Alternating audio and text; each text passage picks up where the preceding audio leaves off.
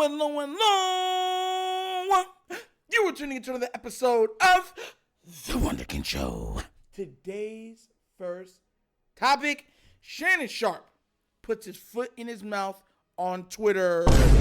Look. My mom and dad used to always tell me that if you lie enough, right? If you tell enough fibs, if you're untruthful enough, not only do you get better at it, but you start to believe your own lies. And I'm at that point with Shannon Sharpe when it comes to the Baltimore Ravens and Lamar Jackson. Now look,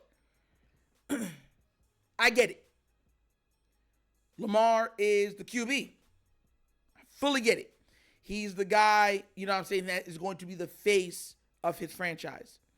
But this has not been you're the face of the franchise, we follow you, and, you know, we love you, and we're going to give you everything you need to be successful here. This has not been that. This has not been that.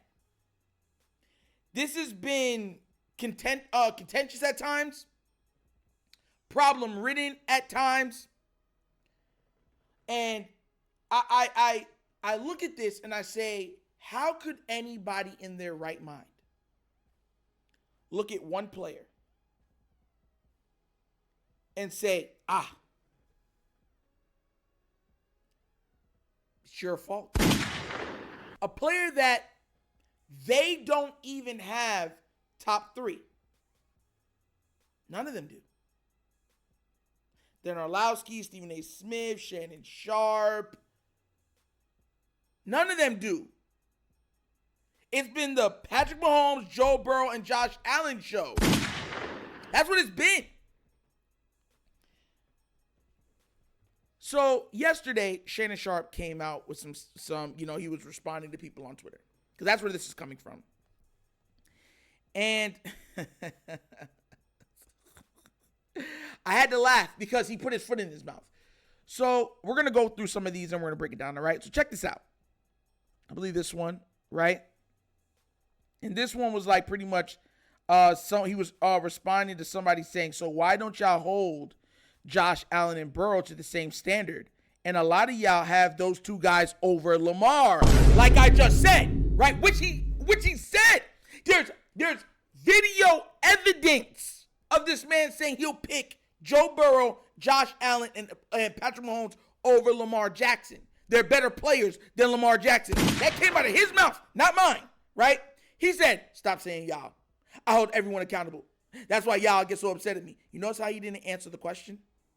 You notice how he didn't answer the question? Okay, watch this now. Watch this now. Check this out. You think I'm done? Look at this one. The person said, I don't see any tweets about Herbert and Lawrence. This man gonna come on and be like, stop with your whataboutism. Those teams doesn't have a two-time league MVP as QB. He's judged and held to a higher standard. Sorry if you don't understand that. Hey, yo. Mind you, once again, he does not have what these players have had. And on top of it, they grade him in the same stratosphere, right? When you're talking about player levels, they put him in that level. You have a lot of people that put Herbert over Lamar. On most of these guys' lists, Lamar was the MVP, but he wasn't even the fifth best quarterback in their viewpoint. He wasn't. It's not just Shannon, all of them. And here goes the icing on the cake. When you don't even know what you're talking about. Here it goes right here. Listen to Shannon Sharpe on Stephen A. with Stephen A. talking about the Ravens. He sounds like cable news hosts with their talking points. The Ravens have C- O-line, and Shannon expects Lamar to be like he was last year. Look what this man said. Everybody lost players. Win, it's Lamar. Lose, it's O-line. It's awful.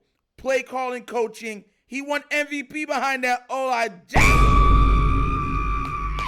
So it's got to have your platform. Lying. You don't know what you're talking about. Jesus. Bro,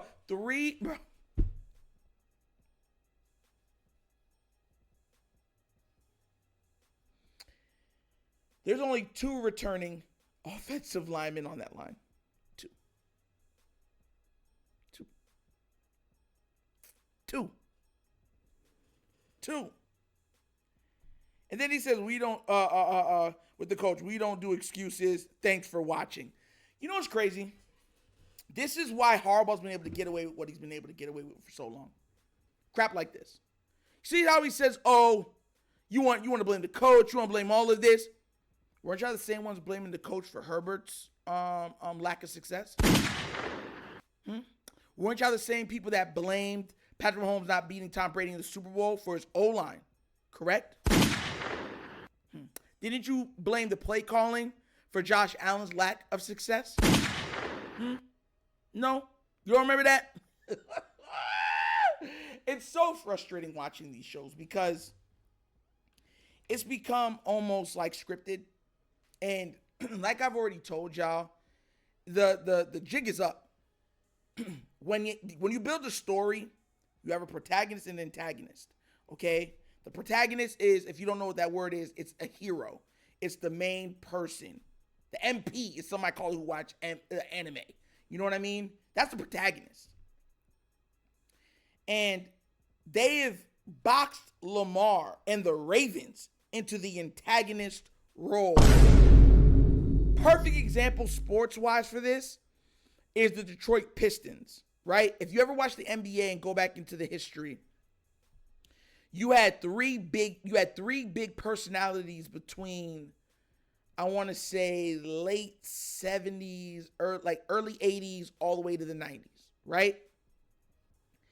And early 80s all the way to the 90s, like late 70s. And that was Magic Johnson, Larry Bird, Michael Jordan. And they went right to the 90s where Jordan just became unstoppable, right? But in that story, they try to gloss over the Detroit Pistons. Now, mind you, they played rough. They played tough. But I want to remind everybody that everyone was playing like that at that time.